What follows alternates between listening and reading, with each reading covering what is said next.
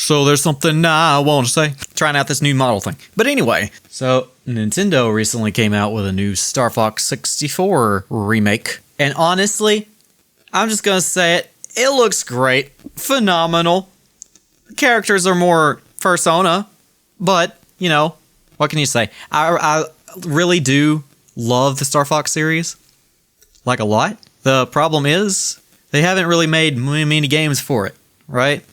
Like, what was the last Star Fox game we got in the last 20 years? When did Star Fox Command come out? 2006? I think the last Star Fox game was Star Fox Zero. I do not count Smash Bros.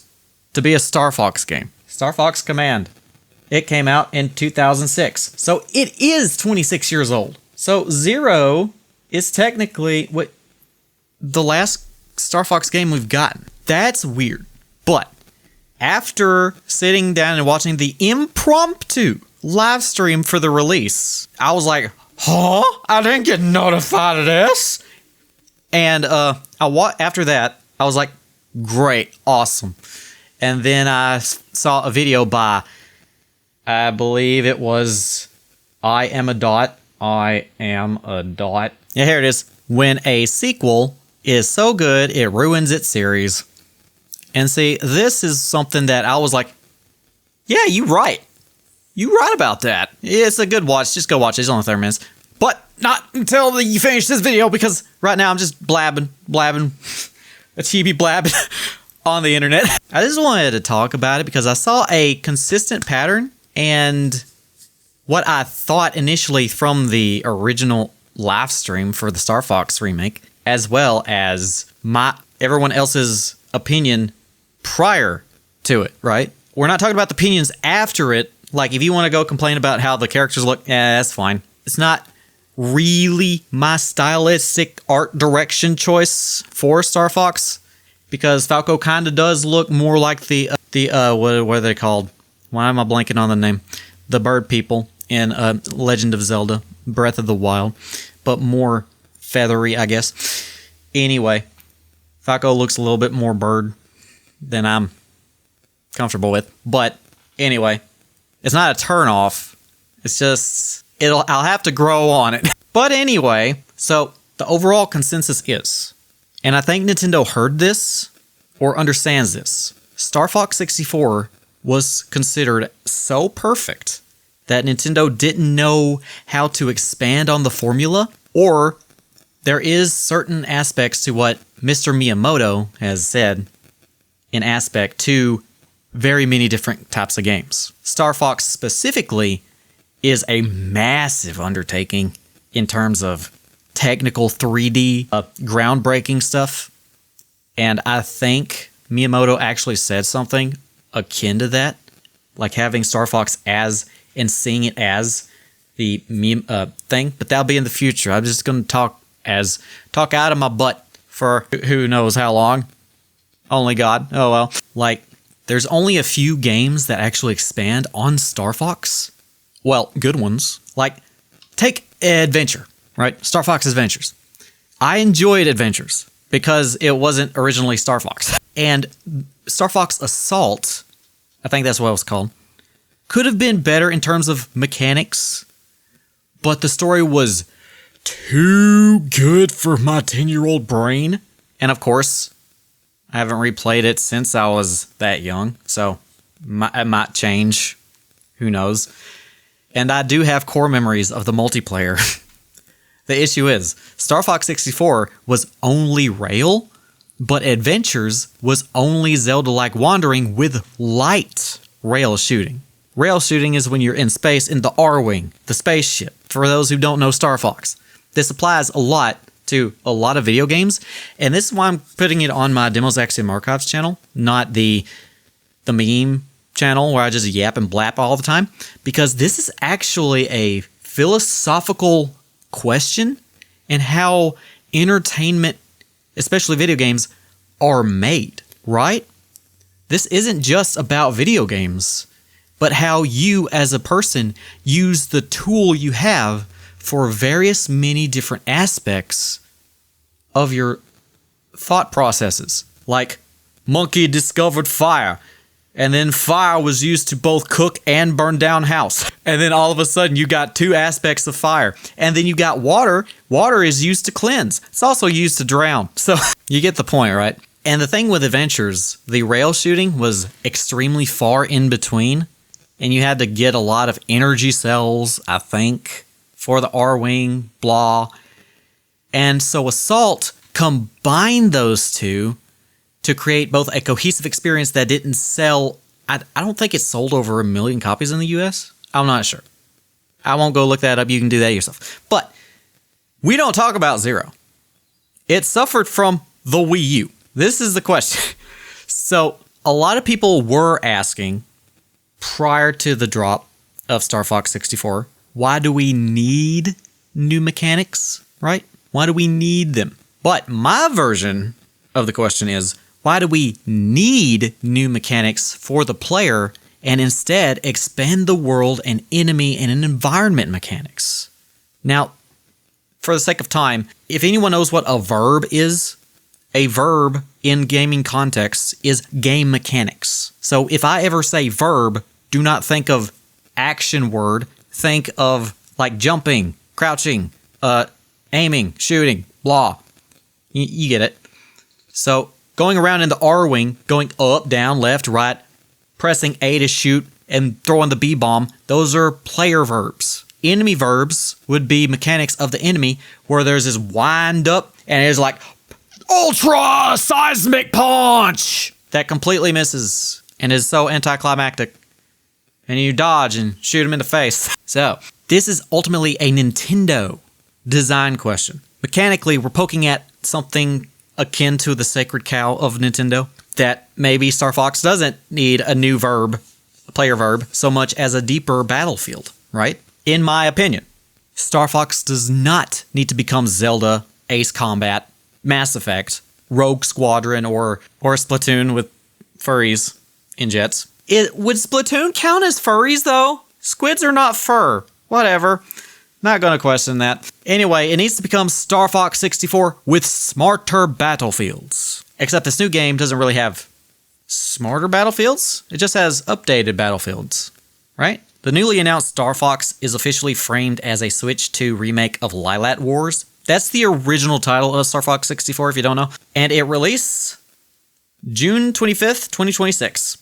And Nintendo's own page describes it as bringing Fox and the team back to take the Lylat system from Andros, which that's what he's always done, okay? And VGC reports that the stage layouts are being kept the same, while the remake adds a visual overhaul, cut scenes, orchestral music, oh, I'm gonna love that, prologue mission, challenge mode, multiplayer, mouse controls, and co-op gunner support. And also, if anyone's seen the prologue mission, like the prologue outro for that live stream with Pigma turncoating, I feel like I've seen that somewhere before. Like the entire thing. Was that not on Star Fox Assault? I feel like I've seen that exactly. I could be wrong, but I feel like the beginning of Assault had you fighting Pigma and then going through Pigma's story with the backstory with his father, James McLeod. You know, so I had an admittedly insightful conversation with an AI system because it was also fact-checking what I was saying, and I was bouncing off philosophical points back and forth with it. Sometimes it agreed, sometimes it disagreed, sometimes it fact-checked what I was talking about. So if I talk about anything pertaining to news or reports, I'm reading off of the AI script. Okay? Cool. That doesn't mean my talking, yapping is actually from the AI, okay? I'm not going to say something I disagree with unless I have a point to make, AI saying something I don't agree with, and then pointing out something different. Cool? This is a philosophy channel.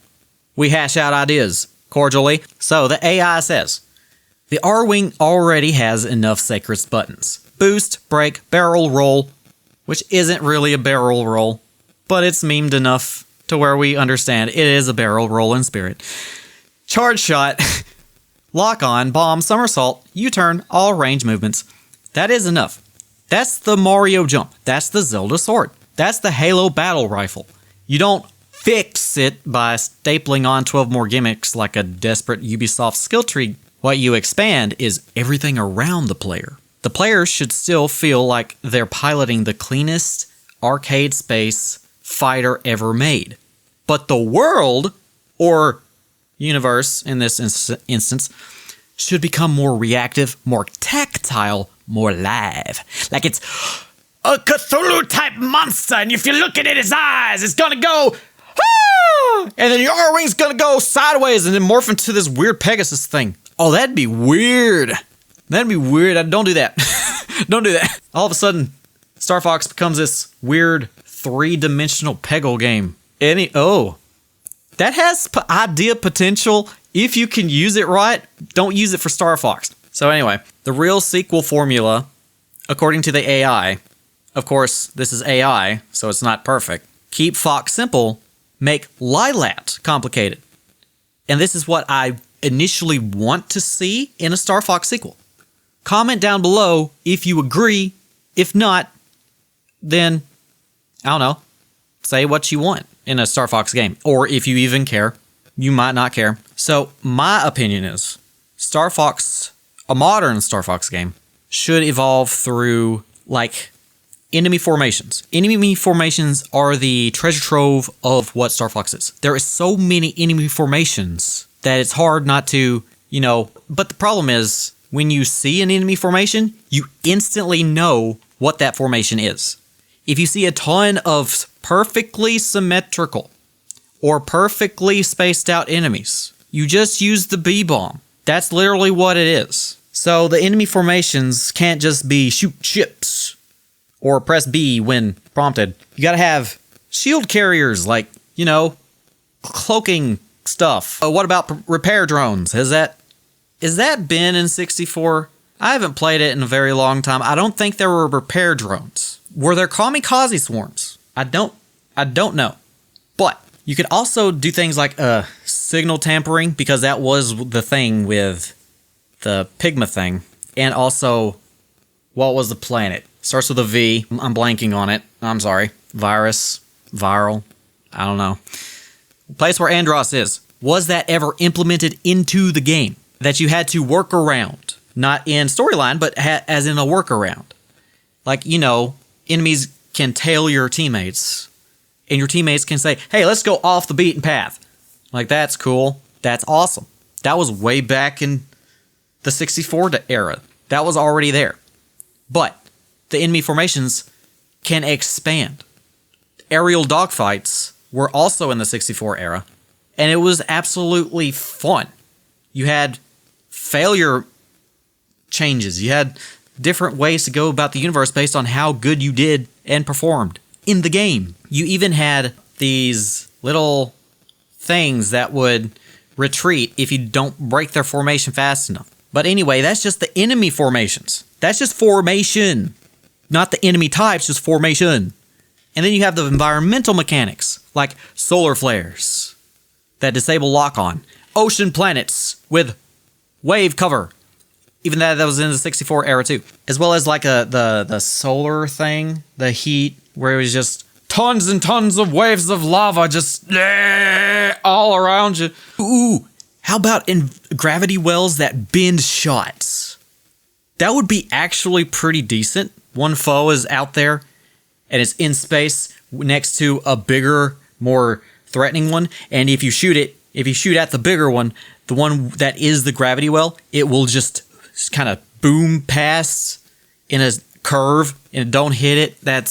That might be hard to mechanically put into the game, but it would be really cool. You could also have ice fields where boost control matters. Venom. That's the name of the planet. Venom. I don't know why I was thinking virus. Venom zones that corrupt your HUD or HUD, whatever. And of course, other things like mission state changes, routes, consequences.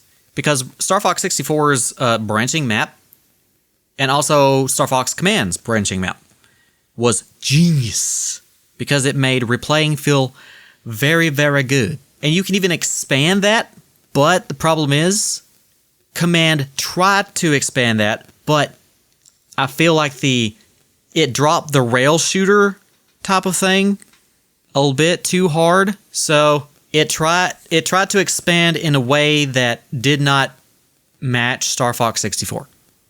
That was not... The rail shooting is the core of Star Fox 64. That's a rhyme you can put up on a mantle. And secret routes can't just be, you flew through rings, like Sonic the Hedgehog for some reason. You know, they should come with battlefield decisions, like saving civilians, killing ace pilots, preserving wingmen, like, you know, you do with Slippery a lot, destroying jammers, disabling rather than annihilating a base, disabling. The mission could literally be, disable the base, don't annihilate it, and you have to disable it by getting it down to 5%.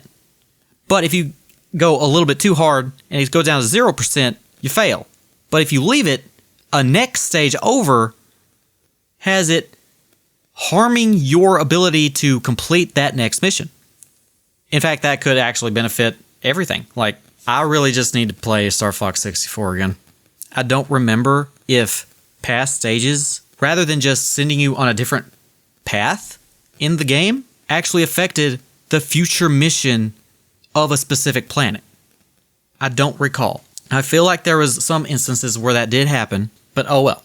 You get my point, right? Because Star Fox Adventures was once a dinosaur planet game made by Rare, but they skin suit Fox McCloud onto it. That in and of itself is not necessarily wrong, but when you consider that they've also done the same thing with Banjo-Kazooie Nuts and Bolts, the problem with taking, like, movies and TV shows, taking beloved franchises and then retrofitting them onto a story that has nothing to do with it, and they just ruin the characters and stuff. Rare, even though they have such charming titles, before they got bought by Microsoft, I will say, they were notorious for doing this. So I'm not going to talk about Adventures, really. It's a unique thing.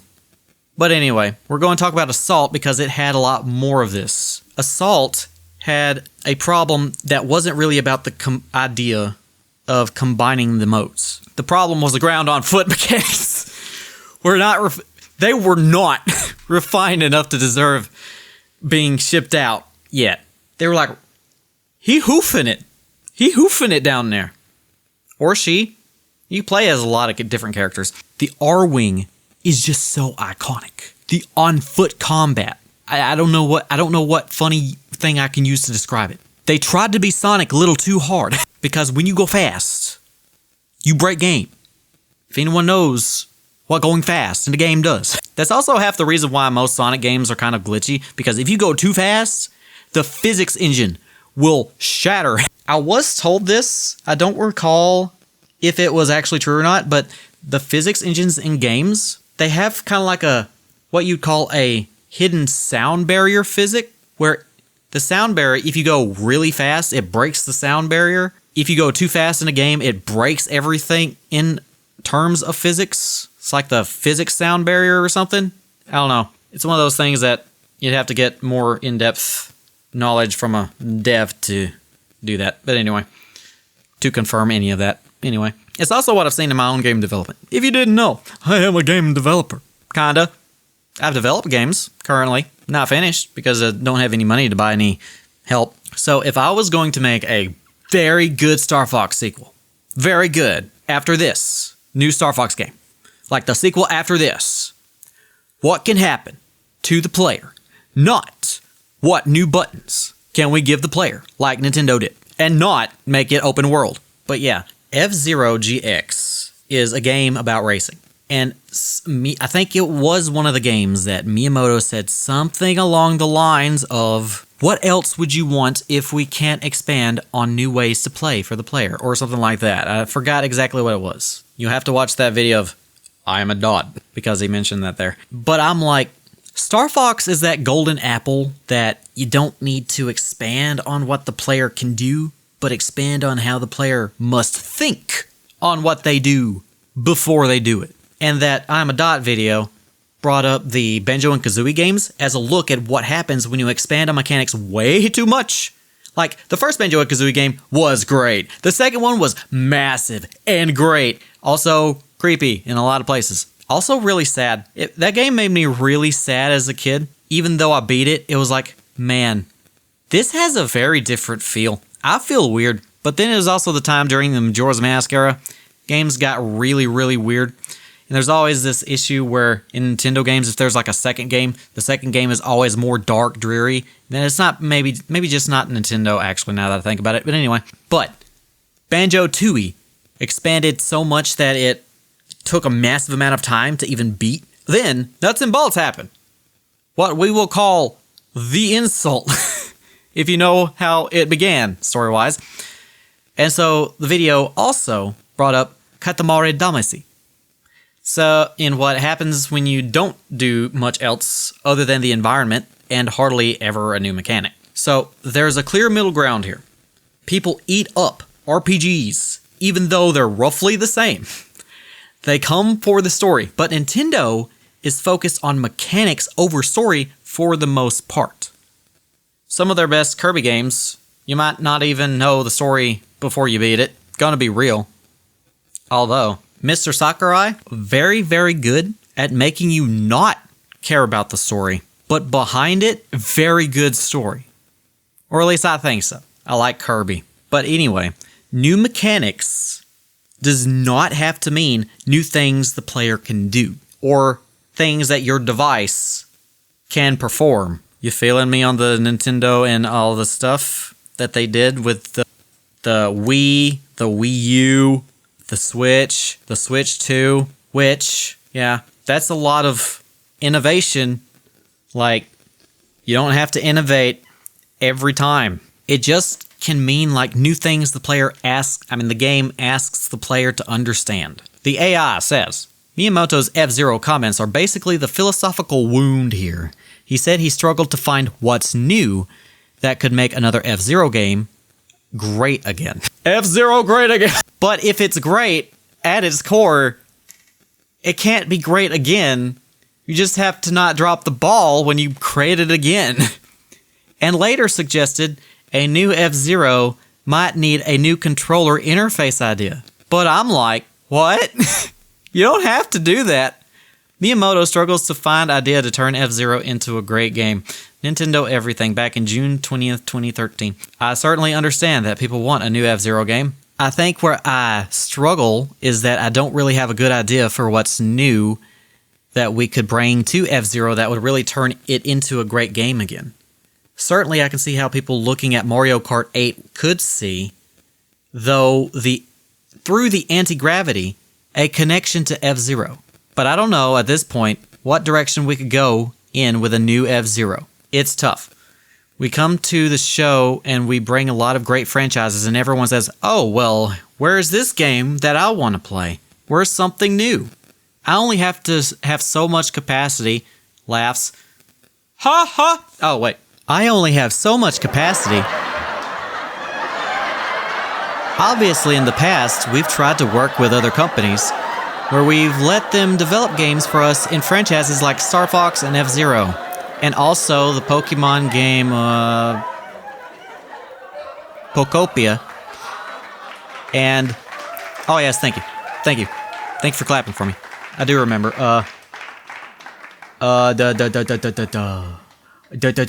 Bandai Namco, I think. Bandai, a portion of their ARMS games that Nintendo trusts a lot. But the more we think about it, the more we prefer to be able to create those games internally on our own. We've obviously, as I mentioned, been working on what we can do to increase our internal staff in a way that will allow us to have more projects going at the same time. So we can create new games and work on additional old IP and still maintain the other primary franchises that people want to see.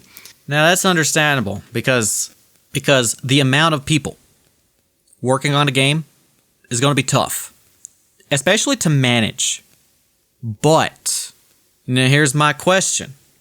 If you have the, If you have the engine, you could just simply copy over it. And you could just build newer things. Think about what you did with Majora's Mask. But the thing is, you put like a time crunch on it, like a year. And so the developers were like, oh no! And they were stressing out. And they were like hyperventilating all over the place. And then that transferred into the feel of the game. They were like, oh, we got to make this in a year? Time crunch. And then the game became about a big fat time crunch. That's unique. And even the most famous line in gaming, or what I think is one of the most famous, so you've met with a terrible fate, haven't you? And that, I've heard, goes towards the developers saying, this is a terrible fate.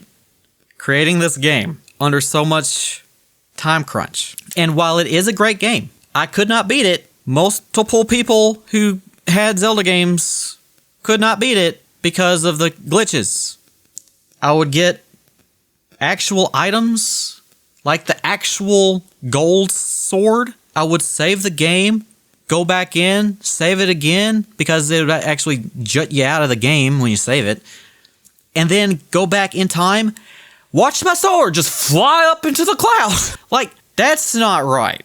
Some of those items were not designed to go up when you go back down in time. And when that happens in a cartridge game, you cannot update the cartridge if there was no access to internet. So you had to wait or buy a brand new cartridge that was updated. The problem therein, back then, time crunch was so incredibly risky. But now, you have video games that are actually releasing with more bugs than even that, developed over more than 10 years, and then all of a sudden, you have the ability now to update it on the fly.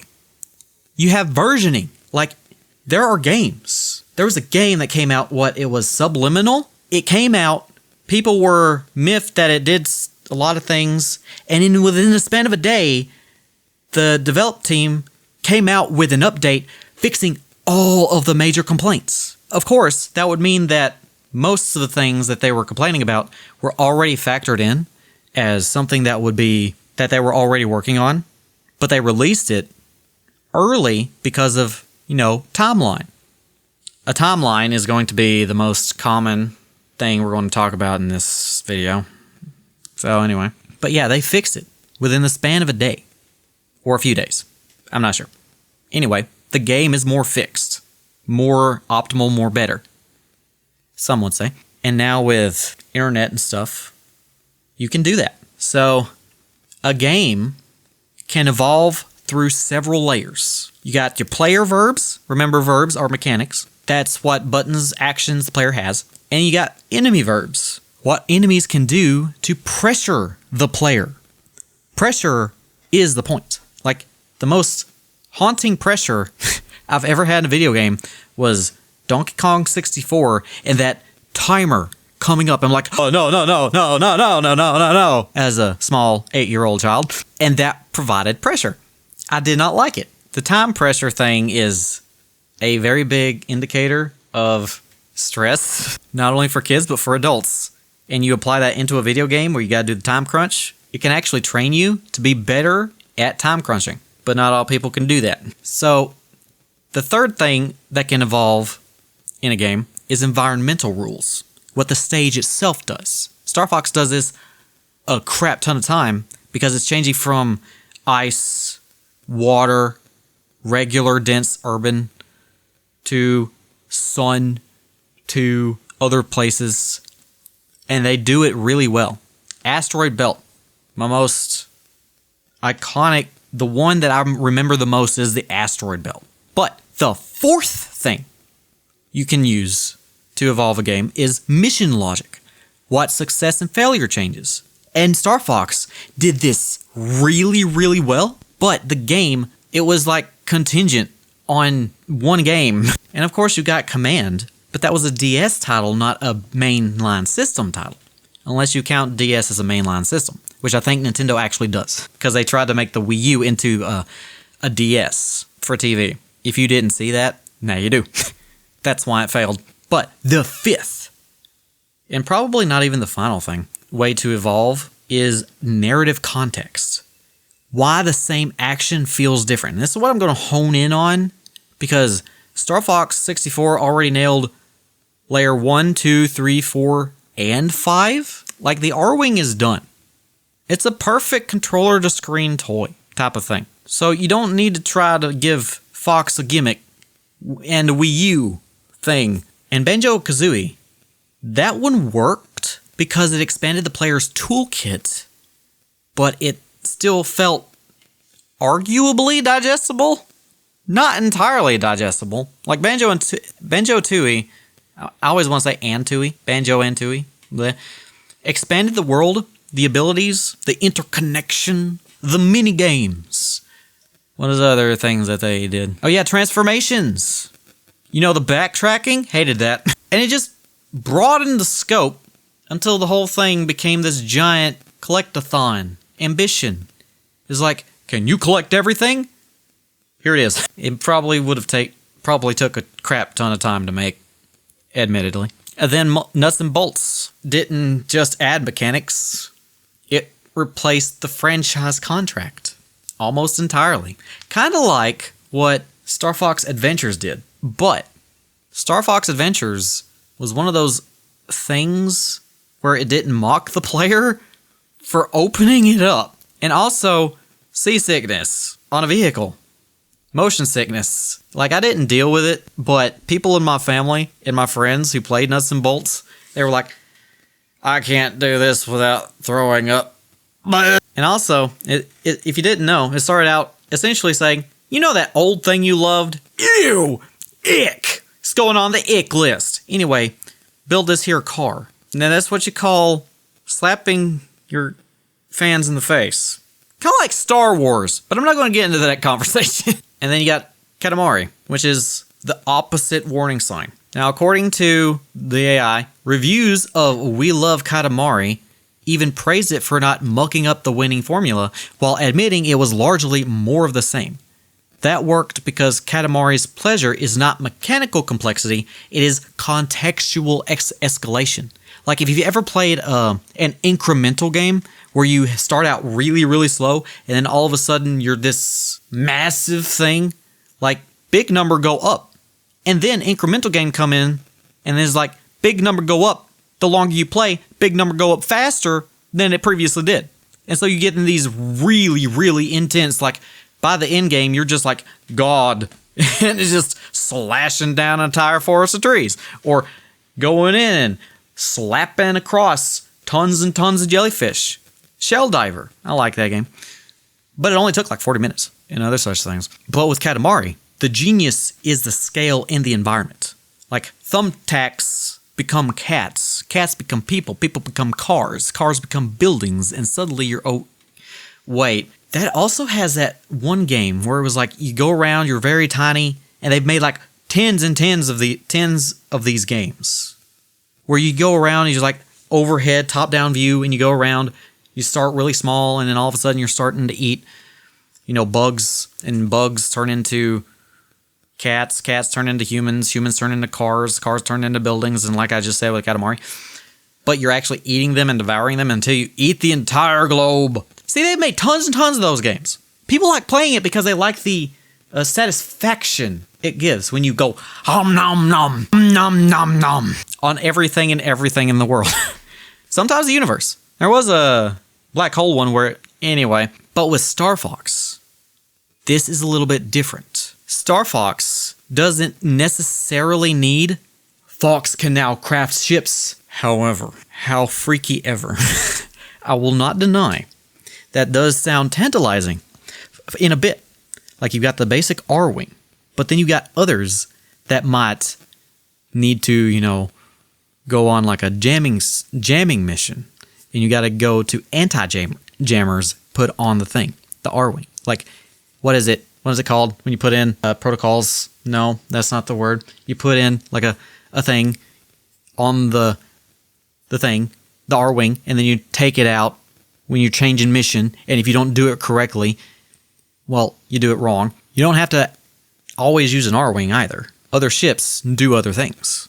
And Star Fox 64 did this with the Master, or Groundmaster, or Master stuff, the tank, and then the submersible. But there was so few instances where you actually could use that. And in the same environment, you couldn't just hop up into the R-Wing from the tank. Now, it's understandable if you couldn't do that for the submersible, but you get my point. Like, why do you have to always control Fox? Why can't you just switch between, okay, Fox is in the tank, right? Falco coming at from above in the R-Wing. You switch between the two to make sure you don't die collectively. That would be fun. I don't think Star Fox has done that yet. There's a new mechanic, but essentially, the same barrel roll needs to mean something different in different contexts when you're flying around the solar system while a Venom cruiser is jamming your lock on and Falco is pinned behind shield drones or something. Like, this is the problem, right? Star Fox tells stories through mechanics, right? The ability to shoot is a story choice Fox has to make. If Falco is pinned behind something and Fox has to help take him out or take it out before he, goes kaboom and starts cursing Fox. But that tells a story as it's happening. Telling a story through mechanics is half the point of what Nintendo should be focusing on, not just the mechanics in and of themselves. So my rule, ironically, for game development is, well, one of many rules, but essentially in context of this, do not add mechanics until the old mechanics stop producing new decisions that the player can make. Cool? Now this doesn't mean like make your game have no mechanics, because like a boost can be escape, it can be aggression, like a fake out, like animals will charge and some will false charge. Boost can be like route access, rescue timing, boss punish windows. Can be a risk if visibility is poor. You got collision danger in tight terrain. But that's the thing. Star Fox has already done that. I just feel like they haven't done it enough. And that's just with the boost. A break can be a dodge, or it can be a targeted adjustment to allow for like a broader space so you can... And that's just the mechanics. That with the dogfights, you're allowed to do that, and actually you can sacrifice closeness. When you break, you have a lot more area, and if you get, I always used to do this, you get into the area, like outer bounds, you go turn somersault, and then you break immediately and start firing, like just spray and pray. Like you take the hem of your shirt, put it over the buttons, go, and accidentally just throw tons and tons of B-bombs for no reason. It's like, oh well, I'll land them. And also, I believe this is where Nintendo has a story issue. Nintendo often treats stories like, I don't want to say not needed, but flavor. I guess you call it seasoning. Seasoning on the meat. Meat season instead of the meat. And that's true. Sometimes that works. Kirby, admittedly, is the funniest example because you can beat half the games without ever knowing what is going on, technically. Other than King DDD steals star thing. Kirby's like, nuh-uh. And then he gets it back by the end. But turns out DDD was using star thing to keep evil at bay. A greater evil. And you look at it and you're like, now wait a minute. By the end, you're like, was I actually the bad guy here? I just released this unspeakable evil on this whole entire universe. But then, of course, you defeat it in like 5 minutes. And at that point, why didn't King DDD just say, hey, Kirby, come over here and devour this ancient evil. I'd probably punch you in the face with my giant hammer, but okay, you do you. You gotta admit, half of the Kirby games are like that. And he's just like, this cute pink ball guy, technically a chaos lord god thing that is really tiny. Kind of reminds me of Kid Boo, like Majin Buu, and also the Kirby vacuum cleaner, the brand. But the story is ancient space gods, failed civilizations, eldritch horrors, and ironically sorrow as well. And friendship. The power of friendship. Kirby hides the Book of Revelation behind a strawberry shortcake. Star Fox though, they can't get that can't fully get away with that. Star Fox has a squad, a war. It's filled with rival pilots, betrayal, dead dads, or I should say supposedly dead dads. Or wait, I think he did die in Assault. I don't remember. And they're mercenaries, of course. So they're paid, hired mercs. And then you invade planets and other stuff. It naturally wants mission drama. Yes, that's what we want. Mission drama. And that's like the story, the mechanics and the whole thing. Like shooting the pilot chasing Slippy. It's like, pew! It's like, thanks, Fox. It was like, okay, don't do it again, please. Because it gets tiring after a while. But why does he have to chase? Why can't there just be like a thing like with arms? It can literally do this. Just grab the R wing and then start shaking it. And you have to aim at the joints to prevent your ally from like being shaken to death. But like, of course, then the thing is, your teammates usually say, I'm pinned down. I'm losing too much R-Wing health. And then just escapes. What if they don't? What if they don't get to? Now, of course, this adds a much more sorrowful layer to it and also would affect future games. Because if your main team, the 4, are just, dead by the end, the next game can't happen. But in Assault, I think Commander Pepper, I think he died. I think I remember being on a wing of something and having to aim and shoot him because he got transformed into some type of thing. I don't remember that.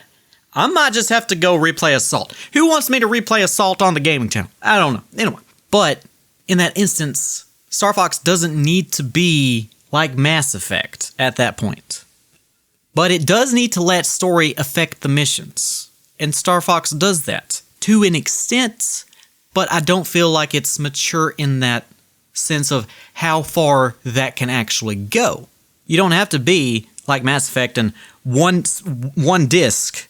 The first Mass Effect game affects the story contents of the third Mass Effect game. That is too ambitious. It didn't work. They tried that. You kill a guy off, and you're like, wait a minute, this is the very tail end of the game series at all? And I'm like, I killed you in the second game. What are you doing here? And of course, with Star Fox, it just needs, AI said the best description for what I'm trying to say is campaign texture. Just meaningful campaign texture. Like Peppy recognizes old Quaternarian bases. Falco disobeys orders to chase Starwolf. Slippy's scans reveal enemy weaknesses if you keep him safe. If Crystal, Miyu, Faye, and all new pilots affect route options. Saving a city changes the next stage's support. Failing to stop a weapon makes a later route harder. The formula the AI would use, a new Star Fox should be simple hands, complex skies. Player mechanics are mostly classic, enemy mechanics expanded heavily, along with the environmental mechanics. The story mechanics should be light but consequential, replay structure, branching, score-driven, route reactive. That gives you the middle ground between banjo bloat and Katamari repetition. And it said, so yeah, Star Fox's future doesn't have to be new way to play, it should be new reason to respect the old way. And a lot of people I saw were kind of miffed that they were only rehashing Star Fox 64 because it felt like a cop-out, right? You have this massive franchise people want to see, and then you just rehash what the great one is? I mean, yeah, but the thing is, like, Asmongold said something along the lines of, if they wanted to take Star Fox in a new direction, this is how they would redo it. Because even though Adventures was a completely different Star Fox game, the Assault game, it went through all of the stories of the Adventures game, and it literally remembered what happened in Adventures in 64. 64 led to Adventures, Adventures led to Assault, and that was really, really cool in the story thing. I don't remember about Command, and I also don't remember about Zero.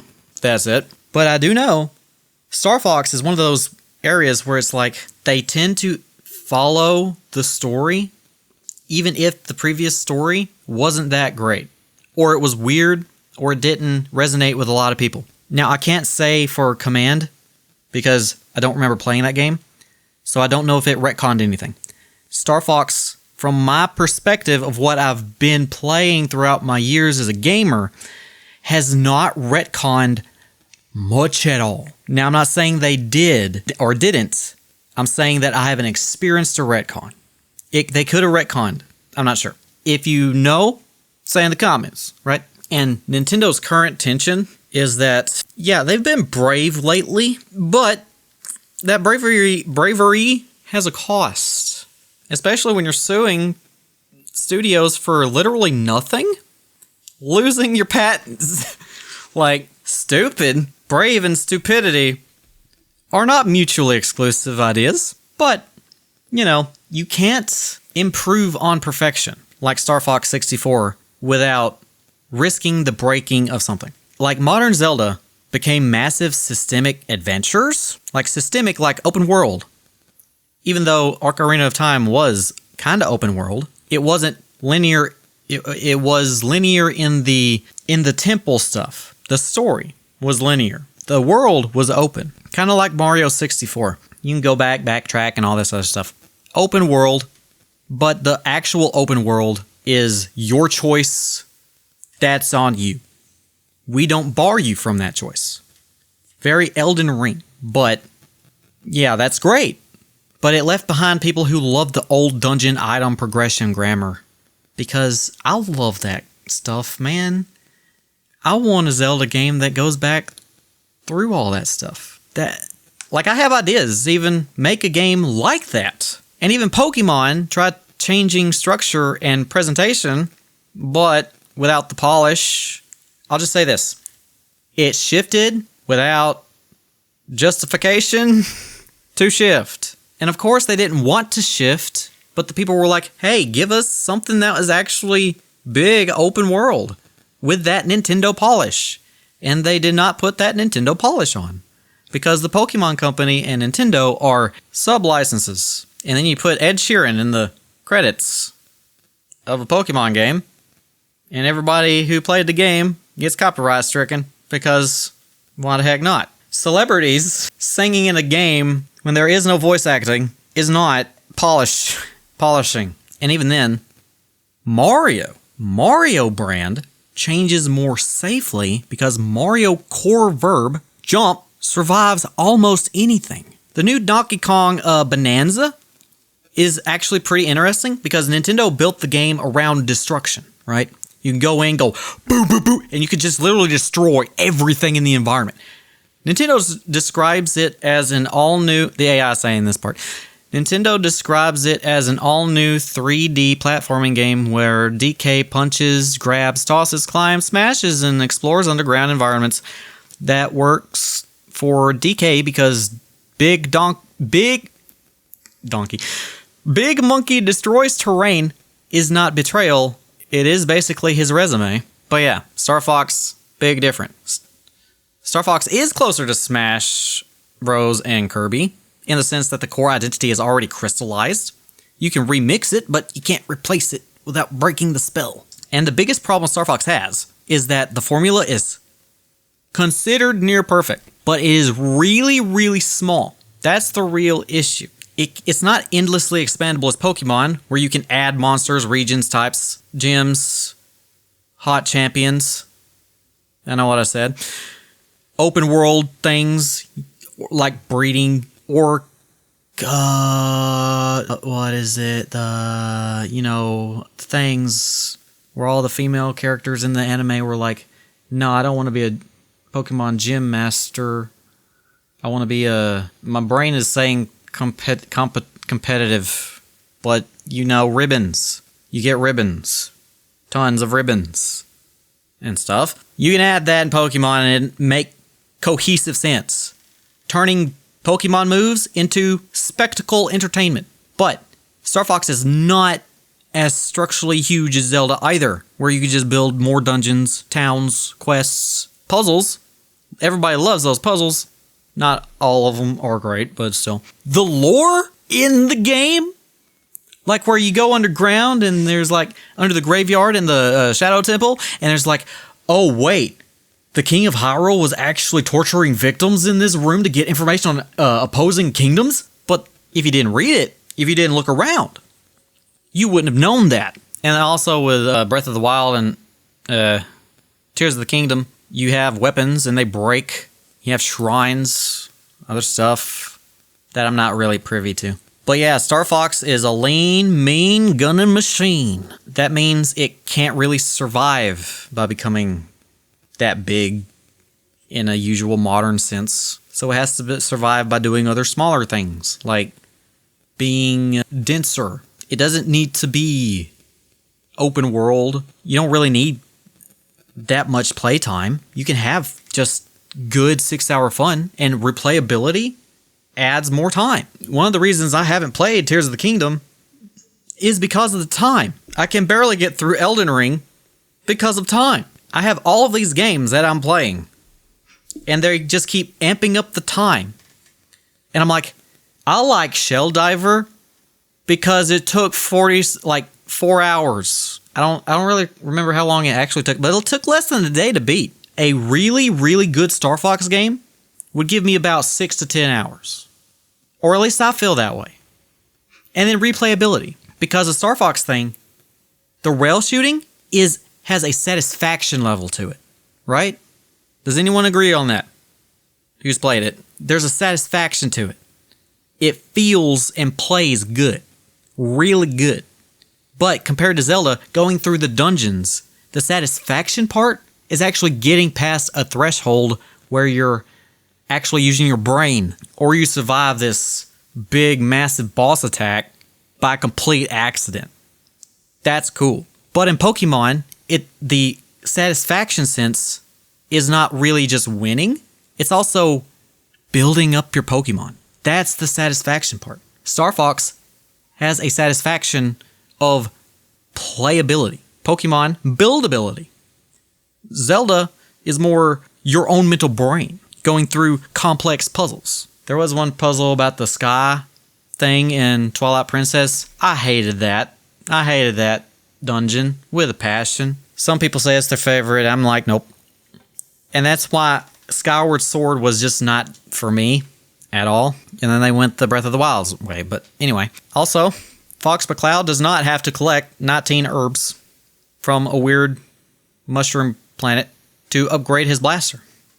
Sorry, but I don't feel like that's necessary. Give me a 6-hour campaign I can replay 40 times because of the route logic without being too discombobulated from the core as Command was. Give me more enemy commanders, score thresholds, conditions, and secret branches, and missions outcomes, just changing the whole entire field of the thing. And this is where I came up with the title of the video, where Miyamoto has a specific philosophy for Nintendo. Like I told you about the F-Zero thing, right? Well, I found this, according to Wikipedia. According to Cuthbert, the person who was over Star Fox Command, Miyamoto approached him and his company because he wanted to see more of the ideas from the then unreleased Star Fox 2, who Cuthbert was heavily involved and during its development, such as its strategy game elements, explored and applied to the Nintendo DS with its 2 screens, as he viewed the Star Fox IP as an avenue to explore new ideas in 3D gaming as opposed to relying on a consistent formula. See? And thus encouraged the team to try out various new ideas and see what happened. For example, Cuthbert wanted to include more traditional rail shooter stages in the game design, similar to stages present in previous games such as Star Fox and Star Fox 64. But Miyamoto was adamant that the team stuck with free-range stages. That was a turnoff for me, desiring to take the project elsewhere as opposed to just copying the original games. That's the overarching philosophical idea that he has, especially with Star Fox. Now you can argue, Mario ? How many of 2D Mario platformers have there been? Just rehashed over and over with updated graphics. But Mario is his baby. Nobody touches Mario except for him. And even then, most games still have like new mushrooms, new things that go in it. But anyway, the team had also originally experimented with incorporating the R-Wing transformations from Star Fox 2, but this would ultimately be scrapped. And see, here's the thing. Nintendo was heavily involved in the general direction of the game was taking during pre-production, providing feedback on the many control scheme prototypes the team were experimenting with. That's ultimately the problem. Well, not really a problem in the layer of the DS and how you do the thing with the DS, because Miyamoto in particular was responsible for some of the final control ideas with the DS stylus. Once Command's direction was decided upon and the main development began, Q Games, the developers, would handle the main game design, but the music, sound, story, and characters were handled in-house by Nintendo EAD. And see, that's the question, right? The control scheme prototypes. Was this pertaining to the DS, like integration of the game into the DS and the proper usage of the DS stuff? Or was it just actually trying to come up with new, unnecessary control scheme prototypes, right? That's a big fat question. Was it benefiting the game by being on the DS, or was it benefiting the DS for that game to be on the DS? I think it's the latter, unfortunately, but I can't say, so I won't say. So essentially, Star Fox Command expanded the right macro idea, but maybe in the wrong language of the core idea. It expanded things like replayability, branching paths, strategy, characters. There's more characters. I think Slippy had a fiance. Yeah, I also had multiple endings, which difficult to continue the story later on from that point. But it moved away from traditional rail pacing, cinematic route pressure, and it didn't have the classic R-Wing flow to it. That got kind of weird and wonky. Of course, I haven't played it. But yeah, Star Fox had an arcade rhythm style to it. And Command, from the reviews and stuff, just kind of did away with that. But Command was received really good. It was a 74, 75 out of 100 average on many different platforms that rated it. So it was a great game, but it wasn't the core of what Star Fox 64 was. Miyamoto's philosophy here seems to be less, how do we make the perfect thing better? And more, if we already did the perfect version, why repeat it unless we are exploring a new idea? Because sometimes players do not want a franchise to reinvent itself, especially after one game. Maybe about 5, but 1? Come on. They want these mechanics to mature, and I'm placing myself in with these players because I'm a player and I want to see it mature in a proper way. From a creator's perspective, Miyamoto has the right idea.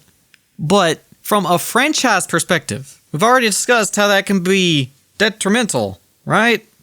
You change it too much, it becomes another game with a skin suit. But a maturing of a game mechanic or a game verb is doing the same thing under more interesting pressure. Games require pressure. Even cozy games have pressure.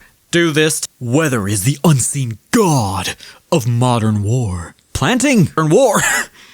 Equivalent, I say, if you don't have a green thumb like I do. And Star Fox doesn't need to be reinvented. I'm just going to say that. And also, Star Fox 2 is kind of the ghost haunting everything.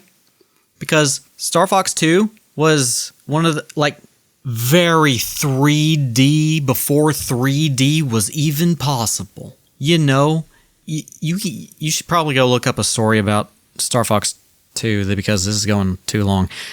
But it already had a lot of the expand outward ideas, like open environments, dogfights, strategic map, random encounters, multiple playable pilots, unique ship stats, and even what is that thing that transformed? It had legs, but then it could transform and not have legs. Whatever. The AI says, Game Informer quotes Cuthbert saying Miyamoto viewed Star Fox as an experimental platform and that Star Fox 2 threw all kinds of ideas into the mix. That explains why Nintendo keeps pulling Star Fox away from 64. To Nintendo, 64 may not be the final form. It may be the commercially beloved compromise between Star Fox 1 and the weirder Star Fox 2 ideas. To fans, though, according to the AI, Star Fox 64 is the final smash! Like, even the new Star Fox game coming out has the Joy-Con able to be used like a mouse control in first person for quote-unquote intuitive 3D controls. And I was like watching it, mid-watching it, the live stream or premiere or whatever, I was like, yeah, that's the real reason they're remaking this. Because even though the game looks fantastic, sure, I got bummed out because it confirms what we've been discussing about Miyamoto as he sees Star Fox as a 3D experimentation vessel, because the Switch is uniquely lacking in FPS content. And if the system is getting powerful to play games like COD or Battlefield, we're looking at a possible PC gamer to console bridge attempt in the near future. Now, I'm not saying that will happen. I said possible, okay? So honestly, for my own ideas, will use Nintendo's personal experimentation throughout the decades and perfect in my games what they did not. Maturation of mechanics. As long as they don't sue me like they did Pal World. Because the thing is, maturation expands on it. Like I have ideas. I have an idea called the Eidolon Grid. The Eidolon Grid is a game idea, basically old Pokemon, but with Digimon style and a new mechanics made for my own. Like, instead of move types and stuff, we have eco types. If a polar bear is fighting in a desert, it's not going to perform well. And so I imagine what that Pokemon style game would be. Because instead of it being Pokemon generically, I have it like ecology. Ecology is fun if you know how to make it fun. But I also have another idea. Okay, so all of these I've basically written out in almost total completion throughout like a complete decade. But I tried to start making it, realized, no, I can't do this alone. I need money to pay for people to help me. But I don't have that. So, yeah, I'm going to I already have a game that I can make alone. And I want to release it on my birthday. It may come out just as birthday-ish post. Who knows? But anyway, I have a game that basically calls by Project Juniper. It's basically the old Zelda Ocarina of Time style, but with bosses, they have their own theme song, they sing, and the whole thing is old Zelda, but the music aspect becomes more interesting and perilous. It's very interesting of what I want to do. I'm not going to spoil anything. But yeah, I also have other retro game ideas for Beulah, which Beulah is Hebrew for Paradise, or the Promised Land. The Promised Land. Beulah. Promised Land. For Beulah is a space station thing. It's kind of like a mix between Centipede and Toho. It's got a blend to it, right? Very cool idea. And you just expand on the mechanics. And then there's the last one I have is Molly's Fishbowl. Molly's Fish. Do you know the game Insane Aquarium? Imagine a game like Insane Aquarium with 45 plus fish with different effects. An aquarium effect thing, but it's also a store management game and a visual novel blend, right? I've got ideas. I've got fun ideas. And I try to perfect all of those things I enjoyed about older games. But if ever there's a sequel, this question is what I need to go forward so I don't fumble it. And this includes anyone else building a game. Do not funnel in all of your ideas, mechanic ideas, into your first game. Save for the second. As long as those mechanics blend well with the first. The first game doesn't need to have so much mechanic that it basically comes out of your device and your device just starts seeping oil. It's like, but at that point you turn your GPU into a carburetor. But Miyamoto's idea has potential to create gems, but it's mostly rough. Like diamond in the rough, you can create a diamond, but it's mostly rough. Not making the perfect thing better has a massive cost attached to it because video games can be copy-pasted unlike a building, but also added upon like a building. The blueprint is one thing. You can literally copy-paste a game, make a different version. Like I want to make Molly's Fishbowl is going to tackle stuff like suicide, gender war stuff, and dating. Because there's this girl, she wants to help the environment in the fishies because a lot of fish in the sea are actually about to go extinct or something. Or there was an oil rig explosion and it kind of seeped into the environment and she's like, oh no, we need to take these fish, put them into an aquarium, but have people come in and then pay for their survival or something while also giving me money. And she also doubled that up with, hey, why not making a dating location? Soft lighting. You can have food at a restaurant in there, as long as you build it, provided. And then, all of a sudden, they get this mystical tome in the bottom of the lake, and then it reads, the water is going to kill the water. This doesn't make any sense, because one water is lowercase title for something, and the other water is uppercase title for something else. And it's like this ethereal horror thing. And so I know the ending, I'm not going to spoil it. But yeah, it's really cool. And it also explains why the aliens come in and go, you have to shoot them with a harpoon. Insane Aquarium did not have a story. But it's still good because it's repetitive, clicker fun, right? Arguably, it's an incremental game. But yes, Nintendo is always testing, but never maturing what they test. Maybe except for their baby Mario. I mean, Mario, whom is their baby, even though Pokemon is clearly the cash cow. It's gone downhill. Majorly. And it sucks. Bad. So, the remake of Star Fox looks gorgeous and still having Joy-Con 2 mouse targeting, co-op pilot gunner play thing, and even Nintendo 64 controller support. That tells me Nintendo is trying to do two things at once.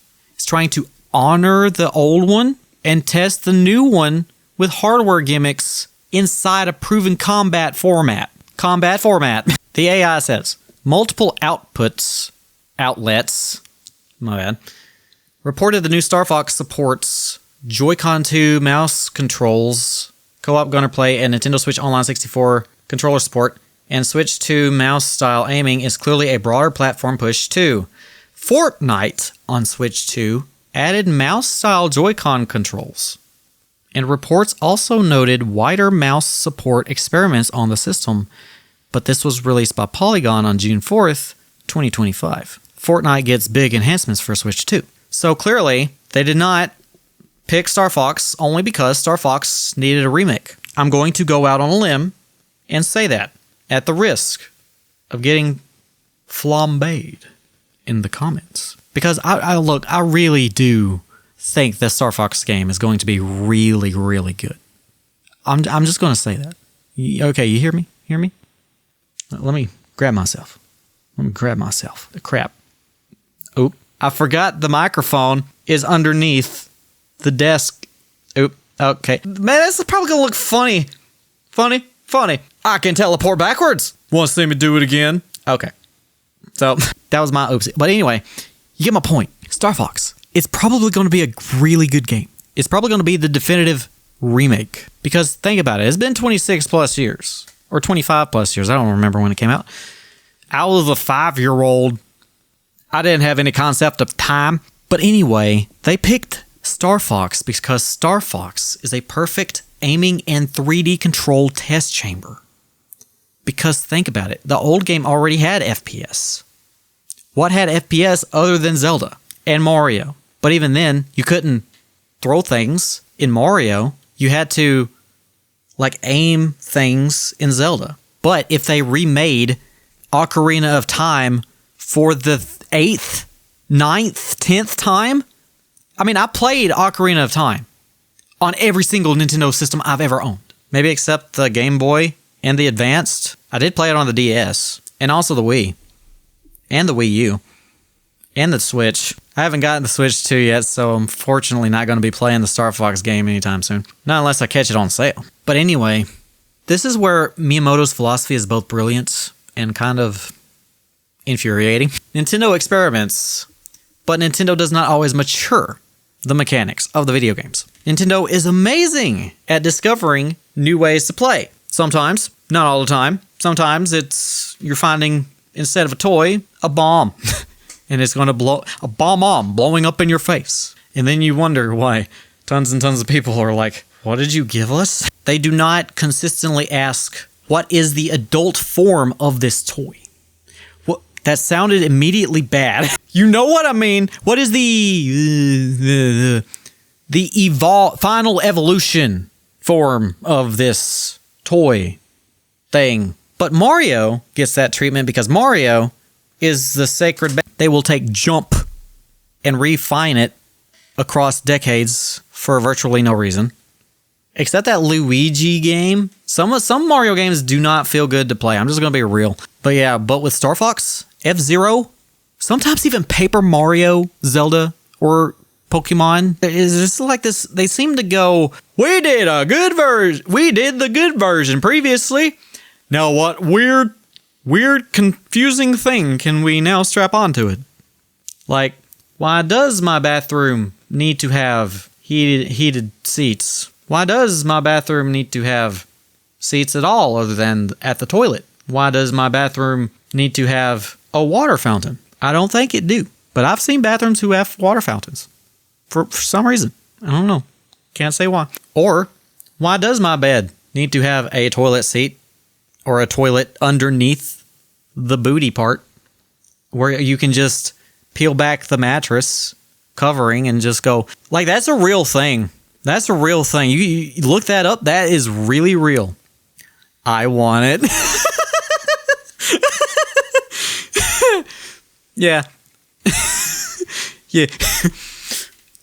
But yeah, sometimes that gives us absolute genius. Sometimes that gives us the Wii U controller. The Wii U really did try to be the DS for TV. And I was like, this kind of feels really stupid. But anyway, what I'm describing with my own games is not copying the old games, but it's trying to finish unfinished evolutionary contexts of the game mechanics. Does that make sense? And for any other person who's making a video game that intends to be like a franchise type of thing, I think you should examine what you're attempting to create and seeing how it actually functions. For the player, not just you as the developer or creator. Because as the developer, you need to be the player. If you're not playing your game you're creating, well, one, you're not going to find as many bugs as you should. But two, you don't know if it's fun or not. You don't know the controls. You can set... Now, of course, you need to play games in between it because, like, I'm a music composer, right? I compose music. And then I have to back away for, like, a few days so I can readjust my ear, like play by ear and stuff. If I'm not able to compartmentalize what I'm hearing compared to other songs in a playlist by other bands and other producers that are similar to my genre, I can't, or I can and do, in fact, get into the state of, oh yes, my music sounds perfect, but it actually doesn't. I just got accustomed to hearing it because I know the notes, and sometimes I can hear notes that you wouldn't normally hear because I can actually visualize the notes that I'm making. And so I'm hearing something that is invisible to everyone else. For any of you music composers out there, or video game developers who are trying to find someone who's good at music playing, I'm not your guy, but this is an aspect you could give to them. Focus on ear training. And in game development, you need to focus on playing other people's games similar to yours as you play your own game. This isn't to say, like, steal things about other games, but refine the things about other games. Like, my video game studio type thing, which isn't really a studio yet, is going to be called Rejoice Box Interactive.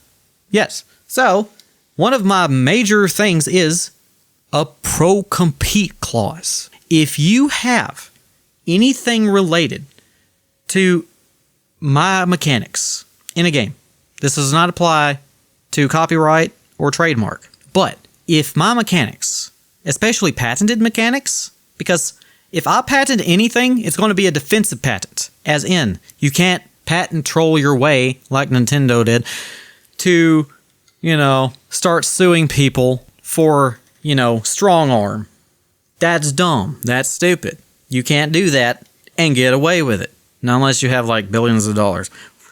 But if you have my game and you say like, that mechanic doesn't feel complete.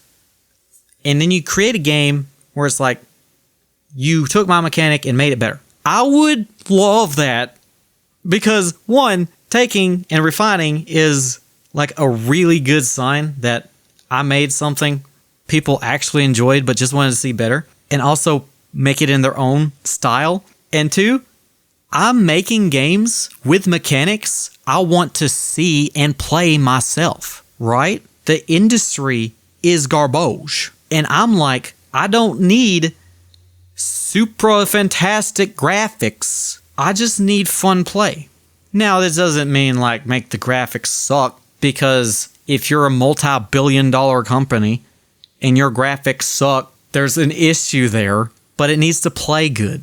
And at that point, you just need to learn some techniques about game development. But like I said, time constraints can prevent you to do that. But between games, you can learn new techniques. Like how I did with video editing, I would always, every new video, learn something new about the product I was using, which is Premiere Pro. I have thousands of hours in Premiere Pro across multiple PCs ever since starting it in 2014. I was not teen, mind you. No. Yeah, I was. I was 18, 19, somewhere around. I just got out of high school, directly into college. So, what I did, every single time I built something, I tried something new every single time. I never went a video without ever using a different editing style, technique, or effect. It was mainly effects, right? Premiere Pro comes with tons of effects. And so I grew slowly based on hundreds and hundreds of videos across time. The inner machinations of my mind are an enigma. This video will not have much editing because, well, it's a Yap session. There's nothing much here but my voice. You could probably have it on in the background and not do much or care. Is my voice soft enough that you can go to sleep to it? Yeah. But yeah, I'm pro-compete. Nintendo is not pro-compete. You do not survive in this market if you are not pro-compete. Game mechanics should be refined to the point where I don't know how to make anything new becomes a good thing. So you can then focus on the story aspect of it, right? And that's my personal opinion about Miyamoto. If Nintendo has this aspect, it could also be the reason why they sued Palworld or Pocket Pair for the mechanics of Pokemon. Because the issue there is that if they need consistent mechanics or new additions and stuff, because every Pokemon game has to have new evolution gimmick, right? You don't need any of that. One gimmick is fine after 6 iterations, but if the next one has another, if the next one has another, come on. Come on, you're getting confusing at that point. It's becoming bloatware. You do not need to add more freaking mechanics. You just need to refine the mechanics you already had. It doesn't matter if the people who were saying like, oh, this mechanic, like take Star Fox Rail Shooter. The rail shooting was on a singular path, direction. Sometimes you can veer off course. Cool. But Command took it to where it's like, nah, you can free roam, free go around, right? Draw your path. And I'm like, yeah, that could be one way to evolve the rail shooter, but that is a very different type of mechanic to an extent. I mean, you're still flying in the R-Wing, but the problem here is that free roam in Star Fox is usually meant for area effect dogfights, not necessarily exploration. Rail shooting is awesome, and there are very few games that do it correctly. Toho being one. Toho, well, to admit, Toho is more, can you survive all of these bullets coming at you? Because, one, no, I can't. Two, the hitbox is really, really tiny, and I get confused. But think about how many Toho games there have been that haven't done much but change the story. Sometimes the mechanics, but not all the time. It's still got a very good following. There's something buzzing around me. I'm not sure what it is. But yeah, they have cons for Toho. If you don't know who Toho is, it's a video game franchise. So one of the first bullet hell franchises that, but the satisfaction layer is what I'm talking about, right?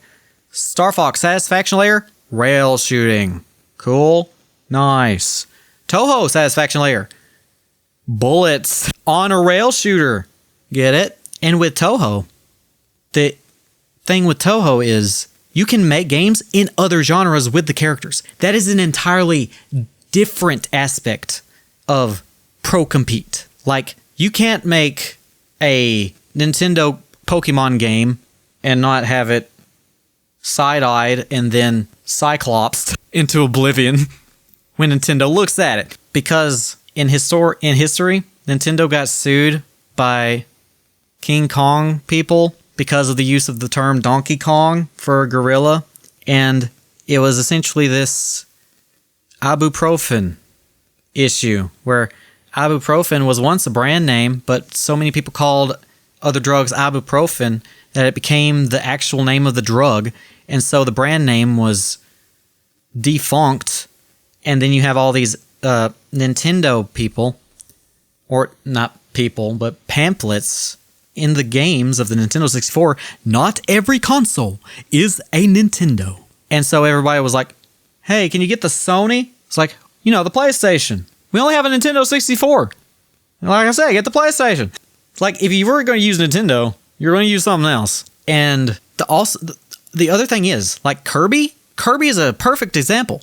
Kirby is a vacuum puffball. There is a literal Kirby vacuum cleaner brand since the 1930s. Even Pokemon's trading thing was born from Dragon Quest II. There's a lot of things Nintendo took, but now have to kind of guard so they can evolve, because they don't want to evolve the mechanics that aren't broken. They don't want to mature the mechanics that aren't broken. They have to add on to it to make it look shiny.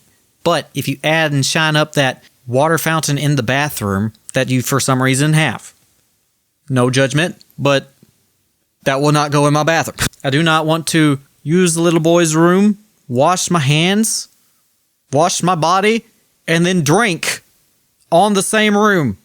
Not unless I'm in some type of prison. I wouldn't want to do that either now that I think about it. But anyway. But a maturity ladder for a game, or any sequel, I would say ask this in order. What is the loop that people love about it? What parts of that loop are underused? Or what parts are overused in one area but underused in another, and how can you level that out in the next game? Not necessarily by tweaking the loop, but by making the loop more differentiated based on the environment and what the pressure is put on the player, right? And can enemies or environments create new challenge instead? I think that specifically is what Star Fox's answer is. Because yes, give me 3 Star Fox games.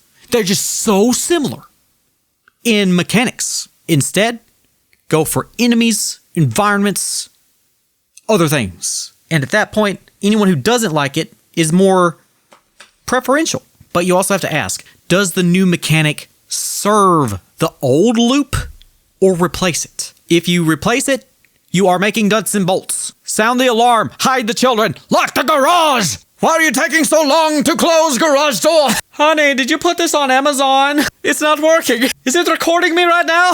But also, can a new player understand the sequel in a short amount of time, right? if a new player and an old player has to learn the same mechanic at the same time, that does not mean it's a good game. Not always. The depth of the mechanic is the point. Does the sequel or new mechanic make the original feel smaller or irrelevant? A good sequel, in my opinion, makes the old game feel like the seed to it. A bad sequel makes it feel abandoned. The satisfaction of Mass Effect was you could carry your progress over across games.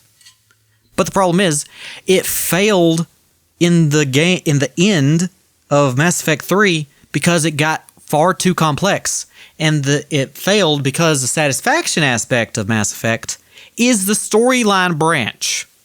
And also tons and tons and tons and tons of... Well, bang, okay. Yeah, Mass Effect was weird and wild, and I want to not play it again, but I wish. I wish games did more of that, but it was one of those things like...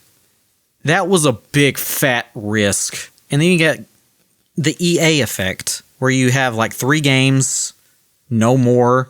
And then Mass Effect Andromeda came out and it was like, what happened to the original point of Mass Effect? But anyway, a bad sequel is like abandoning your first game. It doesn't mean that like Mario, like the first Super Mario Bros. It doesn't, like Mario Galaxy doesn't have to make that feel abandoned, because there's a couple decades of difference there. But also, the issue with Mario and Kirby and others is that Star Fox has a cohesive story with non-immortal characters. Do you know how many times Peach has been kidnapped by Bowser? In how many games? Okay, so let me ask a question about Star Fox. How many times has the Lilat system tried to be overtaken by Andross or massive parasitic mechanical monster things? Once each. Maybe they combined at one point. I don't know. And here's another one that popped into my head. Is the mechanic there because the game needs it, or because the developer was bored? This is an unfortunate thing because it hurts, because I've been here. Like, the game I was trying to make needed something. But I was like, I'm bored. Let me try to build something that makes it fun. And I was like, this doesn't make it fun. It just makes it more complicated for the gamer. For the gamer I was going for. Because not every game is going to be... You gotta have a target audience. And at that point, Nintendo's strength is also kind of their, I guess, philosophical wound. Because it creates freshness. Because they're not afraid to break things. Including their reputation. Clearly. But video games... Like, going back to the analogy of video games not being buildings... You can preserve the old structure of it and build additions onto it, you know? You do not have to demolish the house every time you want a new kitchen. Why do you want a new kitchen in another part of the house? I do not need to go left and or right to go into the kitchen from my bedroom. I just need to go one way, you know? I do not need a mansion, not when one room is underdeveloped. A game formula can be copied, tuned. Other words that rhymed with tuned. Well, basically matured, right? Matured. Maturation. So when a company keeps refusing to mature a perfect formula because we already did it, it can become almost kind of wasteful. You know? It's like, it's perfect. Like, ma'am, you invented a working hover car and spent like 20 years asking whether it should be a toaster. That is a joke. That is an inside joke for me. Because I was like, as a kid, it's like, why can't we have a toaster in the car? Or a couch that vibrates. So you can just lay down on it and go... Oh, I'm sorry.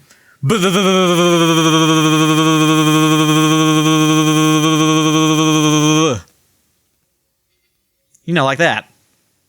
Oops. I guess I'm reaching for the microphone every time I... Hold on. Better. Butter. So, basically, you need to honor honor the reason why people love the game. Even if it's a financial success in a way that you do not like, you can make the game for the people and then go off on your own and make the game for yourself. I've got music albums I make for people, but I also have very intimate albums in the works, not out currently, where the lyrics are just for me to get past whatever I'm dealing with, because I make art to get past trauma and woes and stuff. And a lot of people play video games to do the exact same thing. But the most core memories you'll ever have in a video game is you going through something, and the video game goes through something similar, and you're like putting two together, and you're like, I feel connection. And that's the story aspect of it. That can't be the mechanic aspect of it. It's the story aspect of it. There's a legitimate bridge here. And of course, with game maturation, I want the harshest thing said about my games to be preferential, not mechanical, because I'm taking tried and true things, but maturing them in my own way. And these systems can be matured in other ways. The harshest criticism should be about taste, not trust, because mechanical failure is a trust failure. If I'm in Pokemon Scarlet and I'm fighting up the gym master, the master of all the gyms and stuff like that, if I'm fighting her, I shouldn't throw out a bug Pokemon and decimate her entire team until the last one, whereas the one I didn't one-hit KO immediately, and then she turns a Pokemon that is literally immune to bug into a normal type, or what was it? It wasn't a normal type. It was a fighting... Wait, which one was it? It was a type that was weak to bug. Huh? The easiest way to beat the champion in Pokemon Scarlet and Violet, I didn't play Violet, is to get a bug and squash her with it. I was so bummed out, brother and sister. Hey, if you are a lady, you're just as much welcome here in this entire conversation as well. Men and women really do have not really similar play styles, but they do have similar, they have similar play styles, give or take. There's a Venn diagram here, depending on how big the Venn diagram you think there is, but the choice of game is also important. I played Star Fox with my girl cousins and male cousins. I played Zelda and Mario Party with my grandmother and my great-grandmother. We are a family of gamers. My great-grandmother beat me at Mario Party, that one little thing where there was a whole bunch of platforms in the sky and you gotta jump, and you jump. And I was like, oh no, I'm not good at this. I was like, what happened? And she was like, haha, beat you. Now you gotta clean the dishes. And then I think I cried because I was like 4. But anyway, see, I was brought up good as a kid. That's what makes me a man! A manly man. You know, the man that's sitting right in front of you in a chibi drawing with a big fat mouth. But yeah, consider Monster Hunter 2 Freedom for the PSP. Does anybody remember that? There was a monster that had a hitbox, and it would attack you with its hip. It started with a P. It was in the desert, and I think it was in the water too. And I would hide behind this big rock where it was so big I couldn't see the monster. It would hip check the hip check towards me. My character would literally, for zero reason, go flying sideways because it registered a hit.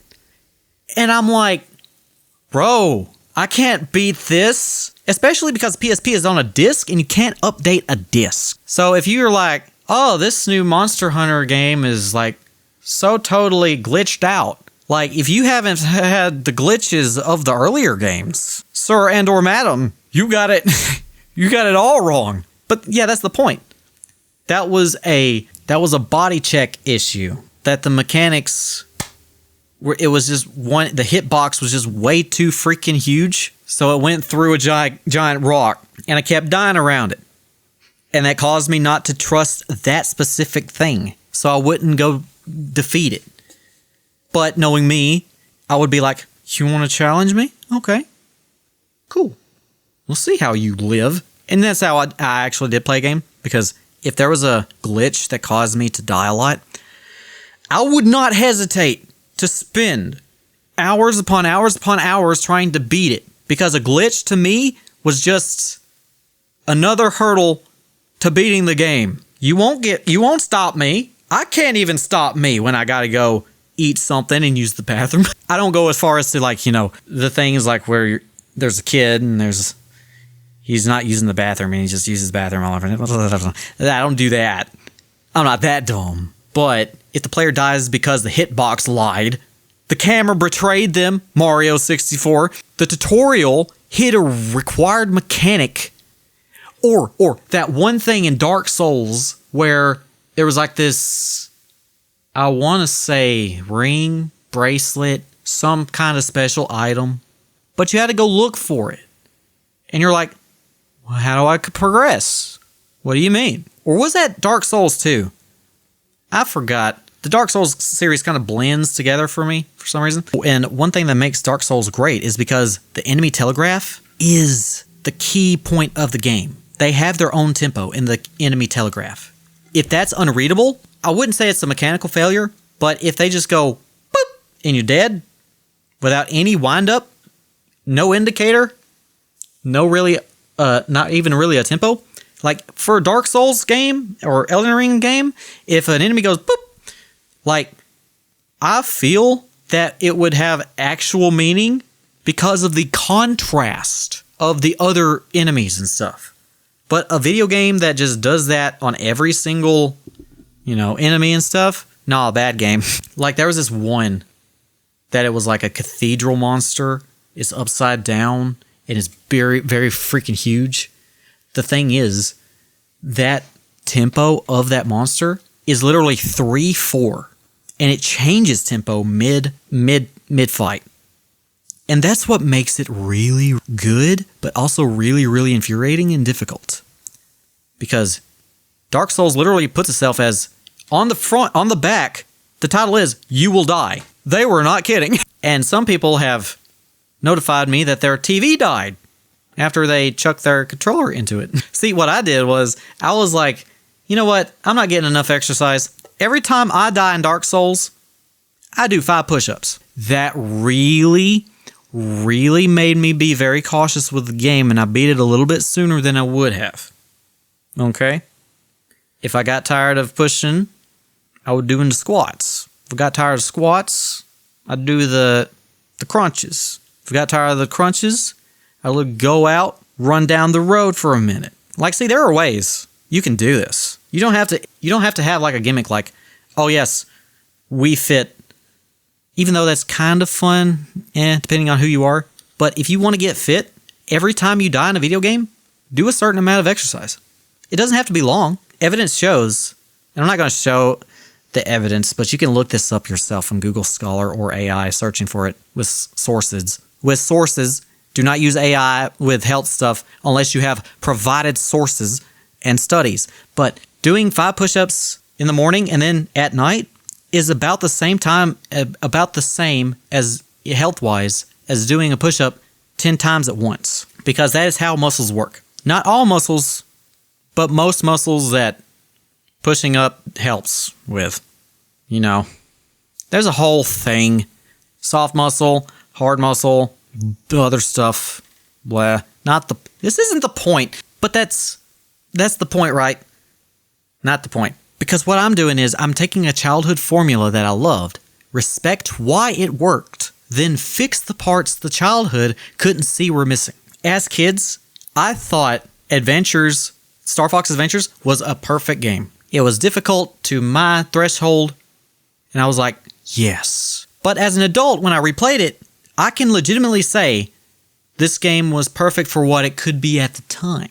But I can see the branch of maturation or something, it never got to grow. And that's what I'm doing. And of course, I recognize that the biggest danger I have is over-rewarding my own imagination before the player earns my trust, or before the player gives my trust. No, gives their trust to me. Does that make sense? I messed that up in explanation. I'm sorry. I've been talking for 2.5 hours. How you over there? You can have lots of lore, systems, metaphysics, themes, fish, creatures, bosses, modes, and emotional payloads, but you first have to make players say, this feels good. Then, oh, this is deeper than I thought. And then, hopefully, wait, why does this look so much more grandiose and eerily cosmic than it should be? Like, Star Fox Assault literally came with PTSD, trauma, begging people not to take their own life. Like, you have to understand, if you've never played Star Fox Assault, I need to go replay it, because I remember specifically Commander Pepper being taken, and then you have to literally kill him to stop him from being turned into something that would totally destroy Corneria. I don't remember if that's exactly how it went, but yeah, that's a Star Fox game. So the problem with Nintendo, or not really a problem, I would say that just like water can clean and fire can make food safer and give it that good crunch, water can also drown and fire can also burn your house down. Miyamoto has a creator philosophy, not necessarily a player philosophy. And you can see this in tons and tons of comments. You could probably look it down in my comments section right now, if a lot of people are talking about it, that they just want a game that is fun. It doesn't have to reinvent the wheel every single time. But Nintendo sees Star Fox and says, what if controller gimmick? While us fans, me included, are just sitting here like, just make Fox fly good again. Make Fox fly good again. Make Fox fly good again. Please don't politicize that. That's funny, but, smaller. Smaller. Star Fox is a very specific type of brand. Like, Star Fox 64 is considered perfect. And even though when I replay it, I'm like, it's not perfect in the sense of what it could be, but it's perfect in the sense of what it actually is, right? There is very many times I have questioned how many games have I been infuriated with the mechanics versus how many games I haven't. And I don't ever recall Star Fox 64 being a problem mechanically, but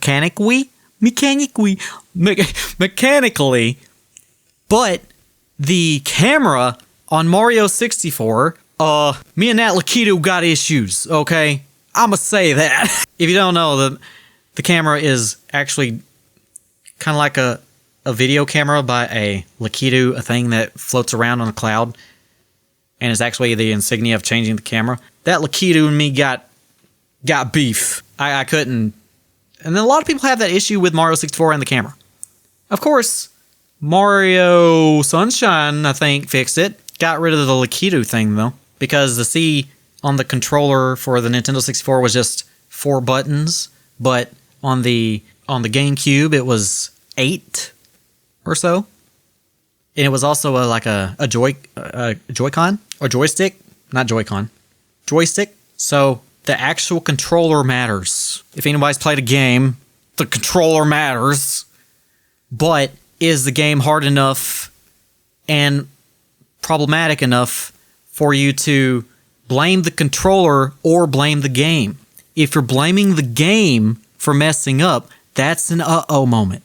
If you're complaining that the controller is messed up and you get a brand new controller and it actually does function correctly, that's a controller issue. But if you're just bad at the game and then you start blaming the controller, that's a different issue, right? There's 3 layers there. What is going wrong?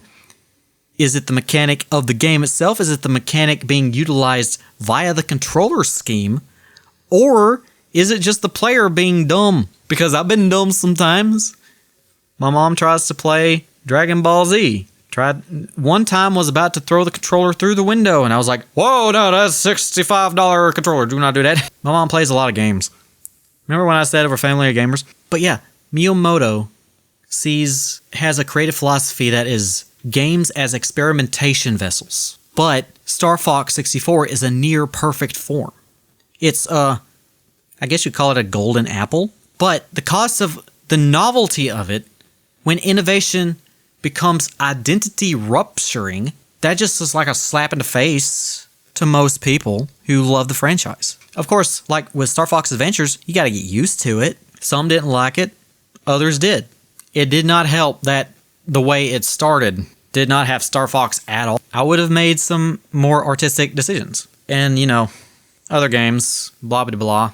But my philosophy of maturation versus reinvention, making the old thing deeper instead of replacing it.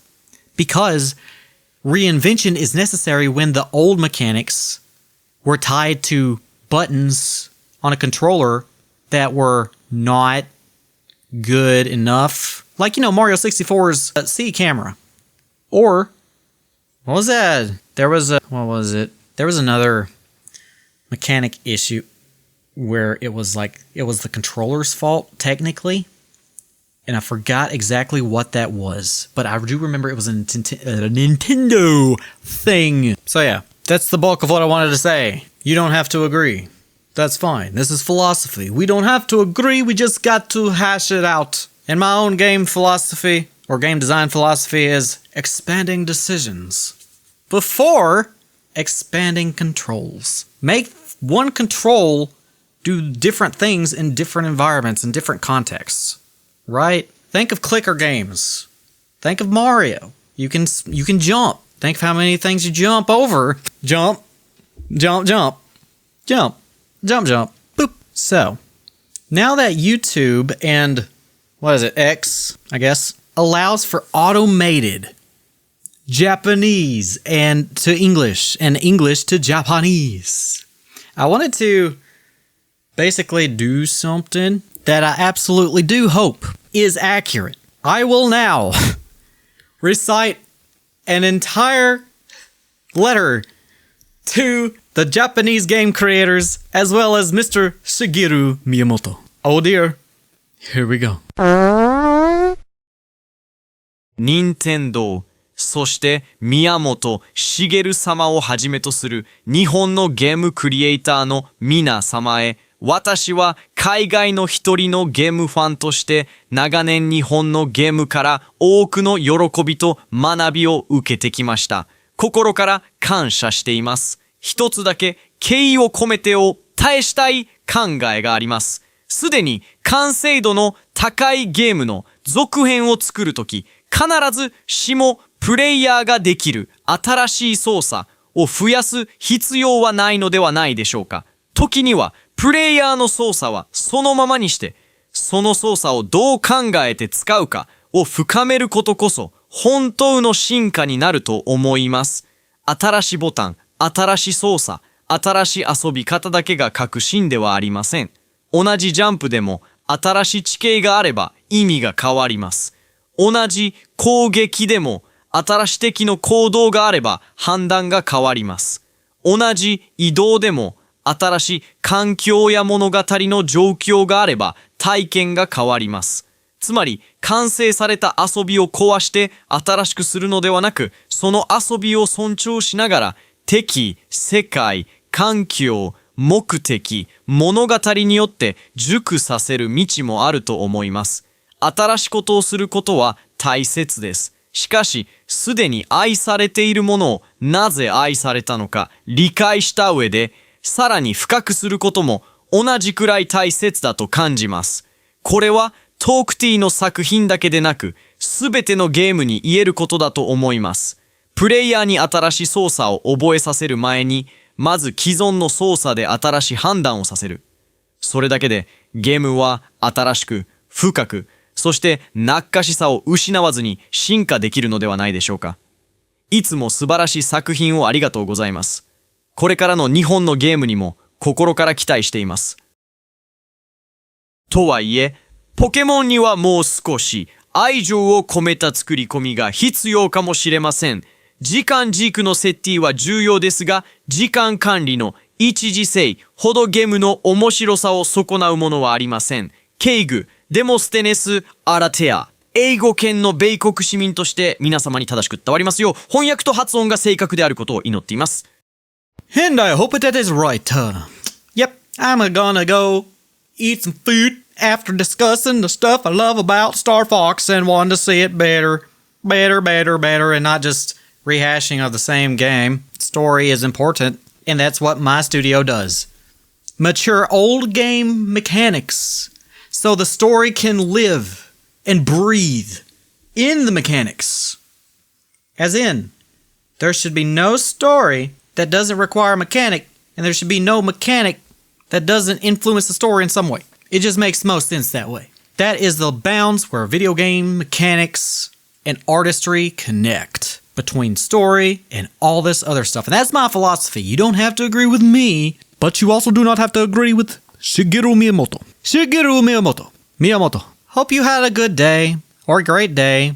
Have a good one. I love you. And if you like this type of content with just the obnoxious yap in chibi form, you can press the like button. And I'll do more, maybe. But anyway, arigato. Aishiteru. Yeah. I hope that was accurate Japanese. If I got the pronunciations wrong, if I said something I shouldn't have, I got that from Deep L. I hope that was good enough for you. For you guys out in the audience. Hopefully YouTube doesn't take that and just auto dubs my voice. Please don't auto dub my voice just because I spoke in Japanese. Admittedly translated. My brain.